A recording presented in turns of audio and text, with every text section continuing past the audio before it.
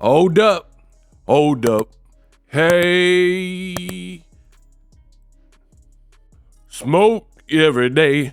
Tim Bradley says he got the sauce and he understands why Teofimo the Takeover Lopez is not fighting Devin Haney next. Why the fight fell out. He says he is aware of what he believes to be Teofimo Lopez's big plan and he understands it, right? So in this video, that's what I want to break down.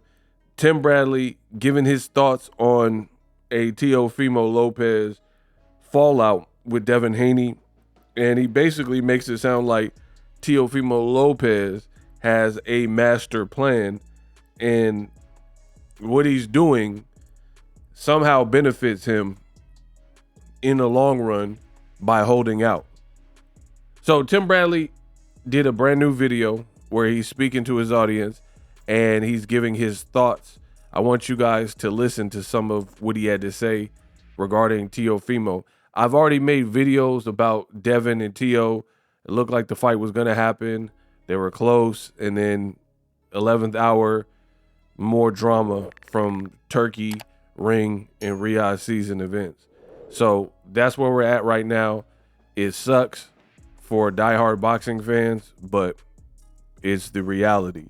Tim Bradley says he can explain. Roll the clip. Yo, Tim Desert Storm Bradley. Hey, let me just say this real quick. Who in the hell is scared of Devin Haney after that last performance? I come back at 147 or come back at 145. See, scared of Devin Haney after that last performance? A man scared to get hit. The man don't want to be touched. That's easy work. Easy work. So with that being said, Teofimo Lopez, is it a duck? Oh, y'all can call it a duck. Y'all can call it a duck, but y'all come in here because y'all want original takes. Not takes that you hear from other people. No, original takes that's been in the game. And I see things a little differently than most people. That's why a lot of people don't understand what I be saying. They don't get me. It is what it is. But yo, check this out. This could be a power play. This could be a power play. Here's why. Look, Teofimo Lopez, right? He wanted to fight Boots. Why did he want to fight Boots? Why did he want to fight Boots? Because there was more money on the table. That's why. One, maybe he thought he can beat him. Maybe not. I don't know. I thought he had a good chance. However, Boots didn't take the bait. Boots didn't want the fight. Boots going to 54, that's my opinion. Or Boots might even want Norman Jr. I think this came out of his mouth. He wants Norman Jr. After Norman Jr. go to Japan and knock that guy out. Because Norman better knock that guy out. That's easy work. He easy to get hit. But anyways, back to my point. So he was going to get paid more money. He was going to get a shot at the ring belt. He was, willing to go up to 47 for that. Absolutely. But it was definitely for more money. I heard it was astronomical money. So then Turkey says, nah, I want you to face Haney. That's who I want you to pay. But I'm going to pay you less money. I'm going to pay you 11, 9, whatever it is. I don't know. I heard him reported. I heard it was reported about 11 million for Haney. Nah, that's not enough for Teofimo Lopez. But this is probably his reasoning why. I'm just thinking about this. What Teofimo Lopez has done in this game, right? Short period of time. Called his shot, beat Lomachenko. Called his shot, beat Taylor. I keep going back to that. Yes. He feels he's done a lot in the sport, right? Then you take a look at Ryan Garcia. Social media darling. Millions of subscribers. My God. Millions of subs. Millions of viewership. You know, the guy is hot. He's a hot commodity. Ain't won a world championship at all. But he gets paid $20 million to face, sorry about that blower, to face Rolly Romero. Now, I know that fight was for a championship or whatnot, but he still lost. And I know Ryan Garcia's hand is hurt or whatever the excuse they want to make. It is what it is. He couldn't pass on that bag. regardless of winning a fight or not. He couldn't pass on that, but he getting paid $20 million. That's beside the point. So Teo has done a lot more in the sport, and he feeling like, I deserve more money than that. So he knows that there's more money on the table. He understands that there's more money on the table. And so what he's doing is, I think, he's standing his ground. You want to know why? Because when you know the pieces, when you know all the chess pieces, right, and you position them right, and you see where they're going, you say to yourself, I see the play. I see what you're trying to do. However, you only got a limited amount of moves, my guy. Turkey, Al Sheikh, Turkey, all he is a distributor. And he knows that. And he has limited inventory. Limited inventory. And guess who signed with Turkey? Yeah, Lopez. He signed with Turkey. And so Turkey has dates. Turkey is going to need him to fight. Yes. Or Turkey's going to have to go out and find other guys to sign to be able to fight against Haney. Because Garcia's injured. Who else they got? Rolly Romero's waiting on Pacquiao and see what Pacquiao does. Who else do they got for Haney to fight? Who else do they got for T.O. to fight? Boots already said no. So, what he's doing is, he's being that spoiled little brat, right? And he's doing this because he tested the waters. He disrespected Turkey, came back, apologized, got back in good grace. All of a sudden, now the fight is on, and then he reneges on the fight. And he's saying, oh, I can play this game all day. But this is what I'm thinking. Because again, Turkey is a distributor. He not the plug. He not the king. You feel me? Now, I know this sounds maybe a little bit crazy because if you follow my channel, you know oftentimes I don't really agree with Tim Bradley. And I will be transparent and say I don't fully agree with him, and I'm going to explain it right now. I don't fully agree with everything he said because you have to watch the video, and I'll put a link in the description. You got to watch the video in its entirety. And he said and went over a lot of different elements. However, despite your boy Ego not always agreeing or oftentimes really disagreeing with what Tim Bradley has to say in terms of commentary, some points he's making, I actually understand because it's very similar to what I put out on my channel. I'm in a great mood, so let's start with the positives. What do I agree with? So I actually agree with the premise that Teofimo is unhappy, right?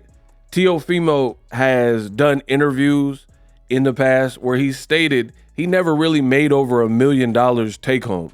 So he hasn't made the type of money that the stars, the Canelos and Gervantes have made, or even Ryan Garcia, like Tim Bradley is saying. So I think a bit of Teofimo is scorn in that. He's like, yo, I'm a great fighter. I actually got a good resume for my age and whatnot. I beat Lomachenko before Devin Haney. So when it comes to the Devin Haney fight, I think Teofimo is looking at it and he's a bit jarred and a bit like jaded because he's like, why, after all I've done or what I've done in the game, like Devin fought some of my leftovers like Lomachenko, right? And also Kambosos, even though Teo lost to Kambosos. Teo did it first. So I think Teo is looking at the situation like, pay me. You know, why does Devin get the pick of the litter, if you will? You know, why is it at a weight that he prefers? Because Devin is saying he wanted at 47. Teo hasn't competed at higher than 140 to this point. His last fight, if I'm not mistaken, with Barboza was at 140. So as I've been saying, there's a lot of people who are like, no, Ego, it's a duck. You're not listening. If you have your mind made up, you might as well click off the video. If you don't want any other perspective and you already have everything figured out and it's an open and closed case, Johnson, then you don't even need to be listening to me. I'm telling you a different perspective and not that radical, he ducked and ducked, you know what I mean? And there's no explanation. Teofimo actually has an argument of why he should be an A-side. Again, a lot of people are going to get mad because Teofimo does all the racist stuff and all that type of stuff. That don't have nothing to do with it. He's still a talented fighter. He's just a dumb when it comes to whatever. I don't know. I can't vouch. I'm not co-signing or vouching for no goofy stuff that Teofimo did. I'm just talking about the fight game. Resume, who you beat, how you beat him, beating Josh Taylor when he was a champion and just beat Ramirez. Devin is fighting Ramirez. Teo fought the guy that beat Ramirez. Devin fought Lomachenko, arguably lost to him, depending on who you ask. Some people had him winning, some people had him losing, some people said it was a draw, like myself. Teo, I thought, convincingly beat Lomachenko. So Teo does make a fresh point in terms of, like, I don't know. It should be, if he's not the A side, it should be pretty close based on who's done what. You know, Devin, you could say, oh, he was undisputed, but like, bro, you beat Kambosos, who kind of fluked out and beat Teofimo based on his later performances. He's never been able to relive that type of performance that he had with Teo with anybody else that he fought after that of note. You know what I mean? So it is what it is. So Teofimo, I think that's what it boils down to. A lot of people are just like, oh, he ducked. I can't believe this and da-da-da-da. I'm telling you what it is.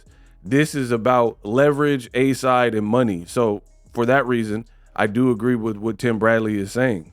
I think Teo is upset. He's like, yo, Ryan, you gave him all this money to fight Rolly, somebody that was supposed to lose to him, massive underdog, and you're giving him all this money. You got this oil money or whatever, and Ryan puts up a horrible performance coming off of a pop dirty drug test, and Ryan also said racist things, you know what I mean? So where's my coin? That's what this boils down to me, you know what I mean? Again, you can say, oh, it's a duck and all that radical stuff. That's what it boils down to me. I think Teofimo, like Bradley is saying, I think he's trying to stand his ground and hold out, hoping for a better deal. You know, maybe he wants to get fired. Maybe he wants to get released so he can look at PBC or something, you know, because obviously there would be options there with a Gervonta Davis or some of the other guys like Gary Antoine Russell and, you know, some of the other guys, Puello or whoever that they have with PBC, you know, Rolly fight, whatever. So that's what I think this boils down to. You know, a lot of people are just like, oh, it's a duck and this, that, and the third. I think Bradley's kind of onto something regarding Teofimo's attitude towards it. I don't think he cares if he kamikazes it because he feels he's been like undervalued. And he's like, yo, I fought on this card. You said you would pay me this money for Jaron Boots Ennis. And then now you're trying to shortchange it for a fight with Devin Haney. And Jaron Ennis is a unified champion, so I'd be moving up fighting a unified champion. Devin has no belt, coming off of two really bad performances with Ryan and Ramirez, and you're trying to give me less money for a style that he might move around a lot.